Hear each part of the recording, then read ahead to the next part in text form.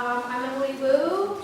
This is a community knowledge session that's sponsored by the Census initiative that we have at Dominican, and some of you are in one of the Census initiative classes, or you might be in the learning class and interested in the community knowledge in the Canal neighborhood.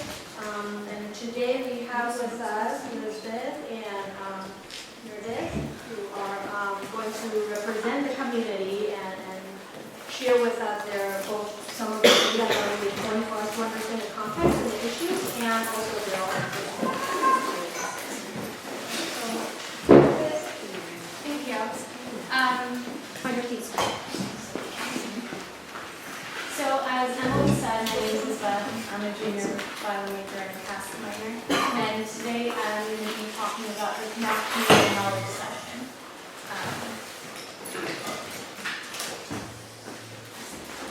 And then with me I have Meredith Reyes, and we're expecting one more, Brandon, who's on his way. He should be here soon. But they're both Presente alumni, so they were part of the youth leadership program that is run by the Marin Cultural Center. So I'm going to get started. And our goal of the session is to be able to understand the history and issues of racial inequity that impact the daily lives of many Latinx community members in the Canal District specifically. We're going to start with a general overview of Marin County, an overview of the Canal District, and then we're going to delve into some factors that differentiate this community from the rest of Marin County. So how does the county measure the well-being of its residents? It does so by using averages. A lot of the data that is delivered uses averages. We hear average test scores, average household income, average costs of a home. These averages that we read about Marin don't necessarily do justice to every single resident who lives in this community. Because there's people who go through daily struggle, like some people struggle to meet month's end, to pay rent, insurance, childcare, so many other things. And their challenges often include greater family instability, performance in school, and less connection to their communities. So Marin County is north of San Francisco and is connected to the city by the Golden Gate Bridge. The area is known for its beautiful natural environment, liberal political slant, and its overall affluence. So a lot of data, this is the most recent data I was able to find. It states that Marin County is among the top 5 richest counties in the whole nation.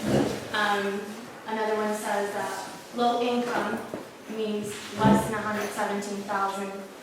And the county's median home value is estimated to be around $1 million. The average rental price is at $4,300, and that's based according to Zillow. So given these data points, it's easy to place Marin among the wealthiest counties, not just in California, but in the United States altogether. But the reality is different. In 2008, Marin County had a population of 260,000 individuals with median household incomes of a little over $120,000.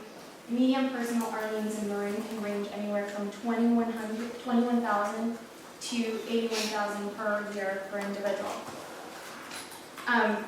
Having shown this, we can see that these numbers complicate Marin's wealth narrative and ultimately plays a major role in describing the economic realities in neighborhoods like the Canal District. We understand that Marin is one of the wealthiest counties in the nation, but it doesn't necessarily, it's not actually true to many people who live in this county and who make up the county.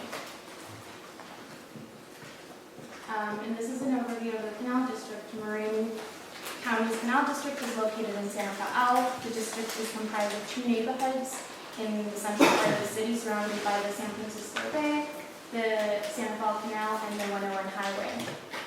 And the area provides much of Marin's low-income housing, which includes large apartment complexes, townhomes, and a lot of families sometimes end up living in a single apartment and it wasn't designed that way. So according to a community leader, the area of the canal was developed in the 1950s. And it was originally designed to house recent college graduates, low-income young people. It wasn't built for a lot of families to be able to live there. But then there was a huge wave of immigrants who ended up in Marin, and they were attracted to this area because it was fairly cheap. And in the 1960s, there were a lot of Vietnamese refugees from the war, and a lot of people from Cambodia as well. And then in the 80s, there was another wave of immigrants because they were fleeing or escaping the Civil War in Central America, in Guatemala and El Salvador. So over the span of a couple of decades, the Canal District went from housing young couples and young recent college graduates to being a community just made of immigrants. So the Human Development Index is a holistic framework for understanding and addressing complex issues in our community. The data that I'll be presenting in the next few slides comes from it's called A Portrait of Marin, and they designed and they were able to unearth the realities of life in Marin for the residents who felt misrepresented by the averages. In order to fully examine the quality of life across Marin County, the report examined the data that derived from the census, which offers a good approximation for the different neighborhoods.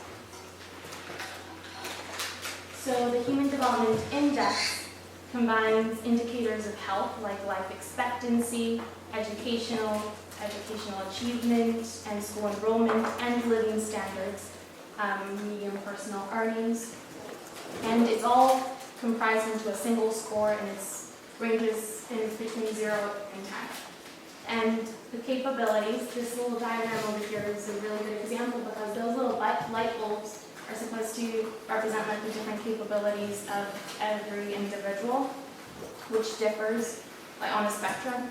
The capabilities shape the real possibilities open to that determine the freedom they have to live the kind of lives that they want to live. So there's three main factors. There's health, education, and income.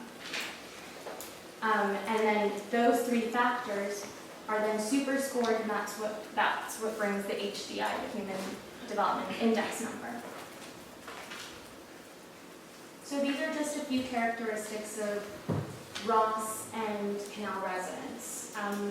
As you can see, there's a huge difference in life expectancy, educational earnings, and there's even a big difference in the racial breakdown. In Ross, we see that 90% of the residents are white and 5% are Latino, and then in the Canal, we see that 76% are Latino and 13% are white, 8% are Asian.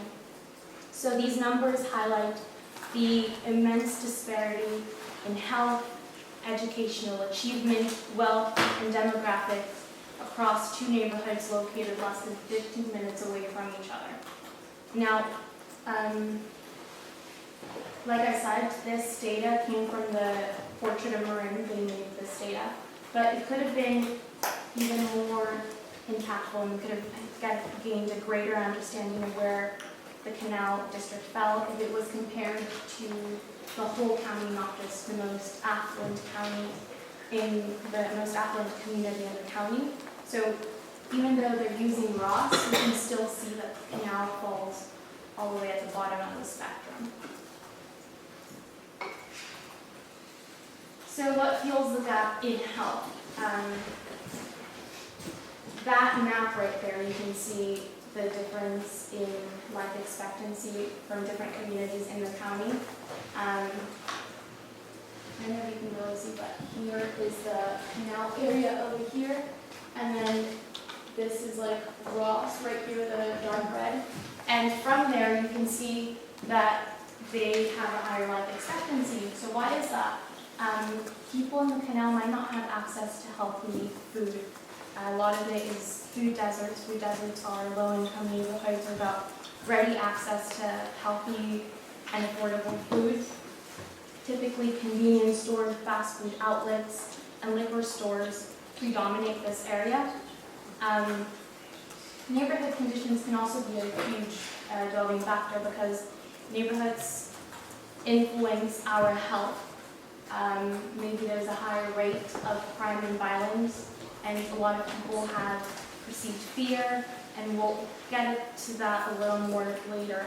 But a lot of these people can have high rates, there can be more rates of crime in the community, violence, chronic stress, and that can discourage people from letting their kids play outside alone on the streets and whatnot. So what fuels the gap in education? This is a table that shows the distribution of funds around the county. We can see that schools where students have a greater need don't actually get a lot of funding. So in Marin and across the nation, the schools whose students have greater needs tend to get fewer dollars, and that has a huge impact on that person or that individual's potential to be able to succeed and attain higher education. So how can the gaps be closed? We can expand access to early childhood education, tackle the high school dropout crisis, and make education equity an actual reality.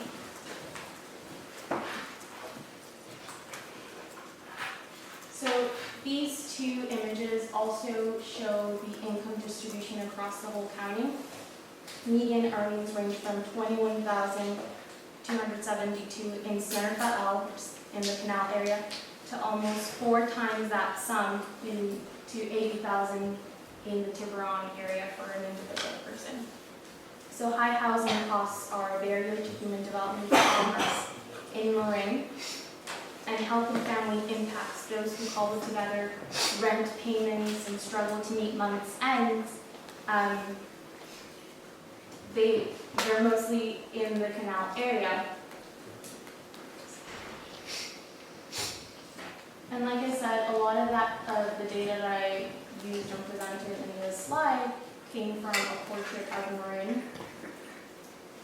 Between housing discrimination, infrastructure issues, and potential government mismanagement, it's clear that a variety of systemic structural issues have put the residents of places like the Canal District in tough positions like they are today. So Meredith works at the Multicultural Center of Marin, and the Multicultural Center of Marin offers a bunch of programs, and they have the Presente youth program where they empower and advocate for the community members. They have healing circles.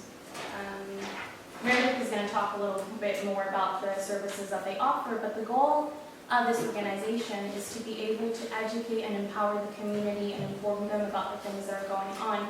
And even though they may not have status in the legal status, they can still take action and see if there can still be changed in the community. So I'm going to invite Meredith. Hi guys, I'm Meredith, and I am a former student, but I started GUC as a sophomore, and my current major is in biology. And currently I work at the Multicultural Center Marin and also at the Bell Marin Hospital. A brief overview of what I work at MCM, or the Multicultural Center Marin. I am actually a program assistant, also the chairman of the Presente Alumni Association. So as Liz mentioned, the Presente program is one of the programs that is served among the Marin Latinx youth. So everyone who is interested, or people like Tay from ages 14 to 25, mostly high school students apply to this program, just Marin Latinx youth. And the Presente program entails of teaching these young people that they can be leaders in their own community.